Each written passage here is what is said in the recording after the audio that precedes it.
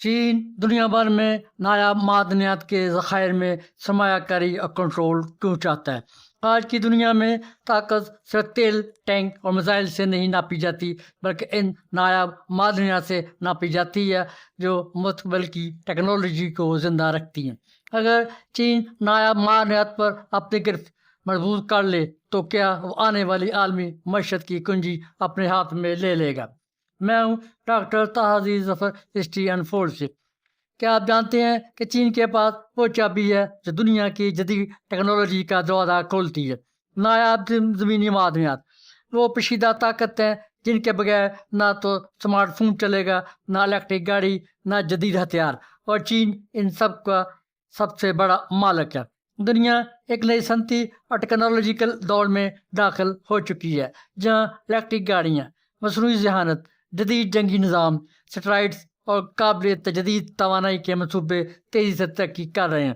ان تمام شعبوں کی بنیاد نایاب معدنیات پر ہے۔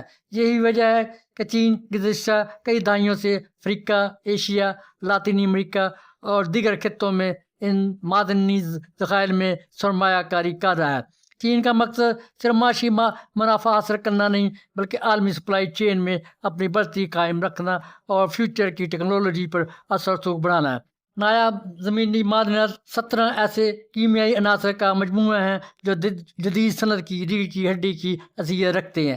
ان میں نیوڈیمیم، پروسیڈیمیم، ڈسپروسیمیم اور ٹربیم شامل ہیں جو مقناطیس، لیزر، بیٹریوں اور دفاعی نظاموں میں استعمال ہوتے ہیں۔ چین ان معدنیات کی دریافت، نکالنے، پروسیسنگ میں عالمی طور پر یکسر غالب ہے اور دنیا بھر میں 70 سے 90% سپلائی کرتا ہے۔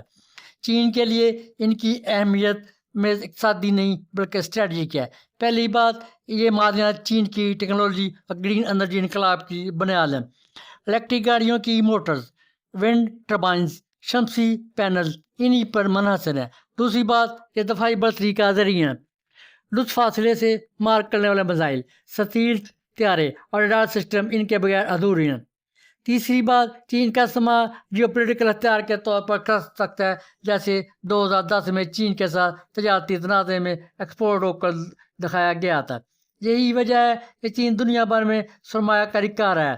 امریکہ، آسٹریلیا، افریقہ، خاص طور پر جنوبی افریقہ، تنزانیہ، برازیل، یہاں تک کہ گرین لینڈ میں چینی کمپنیاں کارخانے خرید رہی ہیں، پروسیسنگ پلانٹ لگا رہی ہیں اور مقامی حکومتوں کے ساتھ معاہدے کر رہی ہیں۔ مقصد ایک ہی ہے، سپلائی چین پر اجارہ کو مستحکم کرنا۔ اگر چین کہیں بھی نئی معدنیات دریافت ہوتی ہیں تو وہ وہاں پہلے سے موجود ہوتا ہے، یا تو ملکیت کے ذریعے، یا قرضوں، انفراسٹرکچر کی تعمیر، یا دو طرفہ معاہدوں کے ذریعے۔ اس طرح چین اس بات کو یقینی بناتا ہے کہ اگر مغربی ممالک اپنی کانیں بھی کھول لیں تب بھی وہ چین کے بغیر خام مال کو قابل استعمال دھاتوں میں تبدیل نہیں کر سکیں گے، کیونکہ ریفائننگ کی ٹیکنالوجی بھی چین کے پاس ہے۔ فیوچر کی ٹیکنالوجی کا ایندھن، یہ ریئر منرل فیوچر کی ٹیکنالوجی کا ایندھن ہے۔ نایاب معدنیات اسمارٹ فون، کمپیوٹر چپ، الیکٹرک گاڑیوں، ونڈ ٹربائن، ڈرون اور جدید دفاعی نظاموں میں استعمال ہوتی ہیں۔ چین سمجھتا ہے کہ جو ملک ان وسائل کو کنٹرول کرے گا وہ فیوچر کی صنعتوں پر بھی اثر انداز ہو سکے گا۔ عالمی سپلائی چین پر چین اثر و رسوخ چاہتا ہے۔ چین دنیا کی ریئر ارتھ پروسیسنگ صنعت میں نمایاں حیثیت رکھتا ہے، اس لیے وہ مختلف ممالک میں کانکری کے منصوبے میں سرمایہ کاری کر کے خام مال کی مسلسل فراہمی یقینی بناتا ہے۔ اس حکمت عملی سے چین عالمی سپلائی چین میں اپنی مرکزی حیثیت برقرار رکھتا ہے۔ معاشی طاقت میں اضافہ، نایاب معدنیات کی عالمی طلب مسلسل بڑھ رہی ہے۔ چین جانتا ہے کہ گرین انرجی اور جدید ٹیکنالوجی کے پھیلاؤ کے ساتھ ان معدنیات کی قیمت اور اہمیت مزید بڑھے گی، لہذا آج کی سرمایہ کاری فیوچر کے بڑے معاشی فائد میں تبدیل ہو سکتی ہے، جو جغرافیائی اور سیاسی فائدے اٹھاتا ہے۔ کئی تجزیہ کاروں کے مطابق نایاب معدنیات پر کنٹرول بھی کسی بھی ملک کو حفاظتی اور اسٹریٹجک برتری دے سکتا ہے۔ اگر کسی ملک کی صنعت ان معدنیات پر انحصار کرتی ہو تو وہ سپلائی میں رکاوٹ اور اس کی معیشت اور دفاعی صلاحیتوں کو متاثر کر سکتی ہے۔ بیلٹ اینڈ روڈ منصوبے سے تعلق ہے۔ بیلٹ اینڈ روڈ انیشیٹو کے تحت چین افریقہ، ایشیا اور لاطینی امریکہ میں بنیادی ڈھانچے اور معدنی منصوبوں میں سرمایہ کاری کر رہا ہے۔ اس سے نہ صرف تجارتی راستے مضبوط ہوتے ہیں بلکہ اہم معدنی وسائل تک رسائی بھی حاصل ہوتی ہے۔ امریکہ اور مغرب سے مقابلہ، چین اور یونائٹڈ اسٹیٹ کے درمیان ٹیکنالوجی اور معاشی مسابقت بڑھ رہی ہے۔ نایاب معدنیات پر مضبوط گرفت چین کو عالمی مقابلے میں ایک اہم اسٹریٹجک برتری فراہم کر سکتی ہے۔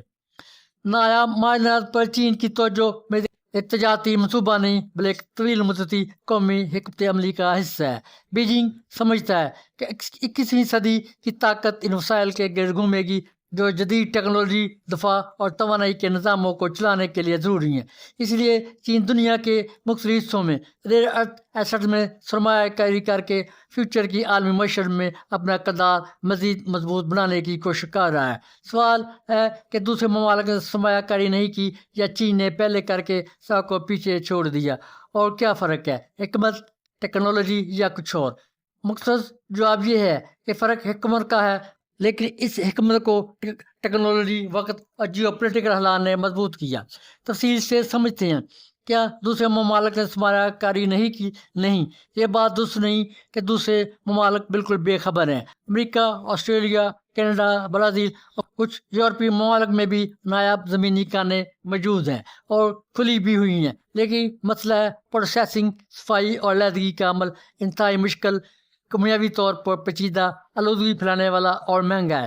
چین نے یہ ٹیکنالوجی 1980 اور 90 کی دہائی میں سیکھی اور سستی بنا لی، جبکہ مغرب نے اسے گندی صنعت سمجھ کر بند کر دیا۔ اسٹریٹجک وزڈم کا فرق ہے۔ چین نے طویل مدتی سوچ رکھی۔ 1980 کی دہائی میں ڈینگ زیو پنگ نے کہا تھا کہ مشرق وسطیٰ میں تیل ہے، چین میں نایاب زمینی معدنیات ہیں، یعنی چین نے انہیں تیل کی طرح جیو اسٹریٹجک اثاثہ سمجھا۔ چین نے عالمی منڈی میں ڈمپنگ بہت سستی قیمت کی تاکہ دوسرے ممالک کی اپنی کانیں بند ہو جائیں۔ ایک بار جب بند ہو گئی تو چین نے قیمتیں بڑھا دیں۔ مغرب نے مارکیٹ فورسز پر چھوڑ دیا۔ جب چین سستا دے رہا تھا، کیوں اپنی مہنگی کانیں کھولیں؟ یہ قلیل مدتی سوچ تھی۔ ٹیکنالوجی کا فرق ہے۔ چین کے پاس ریئر ارتھ ریفائننگ کی 80 سے 90% پیٹنٹس ہیں، یعنی علیحدگی کے لیے خاص کیمیکل، درجہ حرارت، سالوینٹ ایکسٹریکشن کے طریقے سو چینی کمپنیوں کے پاس ہیں۔ باقی ممالک خام مال نکال سکتے ہیں، لیکن اسے خالص دھاتوں میں بدلنے کے لیے چین بھیجنا پڑتا ہے۔ مثلاً آسٹریلیا کا خام مال چین بھیجا جاتا ہے۔ چین نے سول سروس اور یونیورسٹیوں میں اس شعبے کی تعلیم کو 30 سال پہلے شروع کر دیا تھا۔ ماحولیاتی اور ریگولیٹری رکاوٹیں ہیں۔ مغربی ممالک میں ماحولیاتی قوانین سخت ہیں۔ نایاب زمینی پروسیسنگ سے تابکار فضلہ اور زہریلے تیزاب نکلتے ہیں، جن میں تھوریم اور یورینیم نمایاں ہیں۔ چین نے ماحول کو نقصان پہنچا کر یہ صنعت بچائی، جو کہ ترقی یافتہ ممالک میں سیاسی طور پر ناممکن ہے۔ مثال کے طور پر اندرونی منگولیا میں بوتوں کی کان کے آس پاس کا علاقہ شدید آلودہ ہے۔ کیا دوسرے ممالک اب جاگے ہیں؟ ہاں، لیکن دیر ہو چکی ہے، مکمل نہیں، لیکن بہت مشکل ہے۔ امریکہ نے MP مٹیریلز کی کان دوبارہ کھولی، لیکن اسے صاف کرنے کے لیے چین کے ساتھ مشترکہ منصوبہ بنایا، یعنی اب بھی چین پر انحصار ہے۔ آسٹریلیا کی لائنس کمپنی ملیشیا میں پروسیسنگ کرتی ہے، لیکن وہاں بھی مقامی احتجاج ہے۔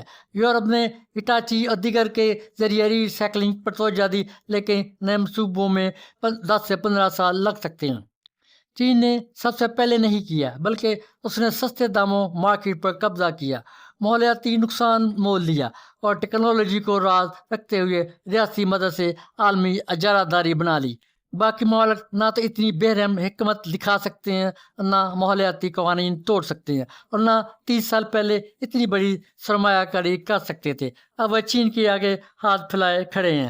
یہ فرق صرف حکمت یا ٹیکنالوجی کا نہیں، بلکہ حکمت عملی، وقت اقدام اور ریاستی ماڈل کا فرق ہے۔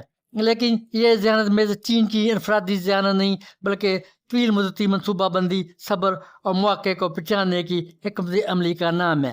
چین نے وہ کیا جو بہت کم ممالک نے سوچا۔ وہ ان معدنیات کو صرف خام مال نہیں سمجھتا تھا، بلکہ فیوچر کی جنگی طاقت سمجھتا ہے۔ اس نے جلد بازی نہیں کی، بلکہ 3 دہائیوں میں قدم با قدم یہ سلطنت قائم کی، اور سب سے اہم، اس نے تعلیم، تحقیق اور ریاستی سرمایہ کو ملا کر ایک ایسی مشین بنائی جس کا کوئی جواب نہیں ہے۔ تو جو جی ہاں، چین اس کھیل میں جینیس ہے، لیکن یہ وہ جینیس ہے جو محنت، صبر اور دور اندیشی سے آیا ہے، نہ کہ اتفاق سے۔ خلاصہ یہ ہے کہ نایاب زمینی معدنیات چین کی معاشی، تکنیکی اور فوجی طاقت کا ایٹم بم ہے۔ عالمی سطح پر سرمایہ کاری کر کے چین نہ صرف اپنی ضروریات محفوظ کر رہا ہے بلکہ فیوچر کی دنیا پر اپنی بالادستی لکھ رہا ہے، جہاں ہر ڈیوائس، ہر کار، ہر میزائل کے دل میں چین کا ہاتھ ہوگا۔ ضرورت اس بات کی ہے کہ دوسرے ممالک بیدار ہوں، ورنہ وہ ہمیشہ چین کے پلے بندھے رہیں گے۔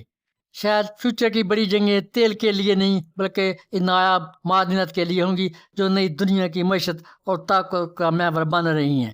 سوال یہ نہیں کہ چین ریئر ارتھس میں سرمایہ کاری کیوں کر رہا ہے، بلکہ سوال یہ ہے کہ کیا باقی دنیا اس دور میں اس کا مقابلہ کر پائے گی۔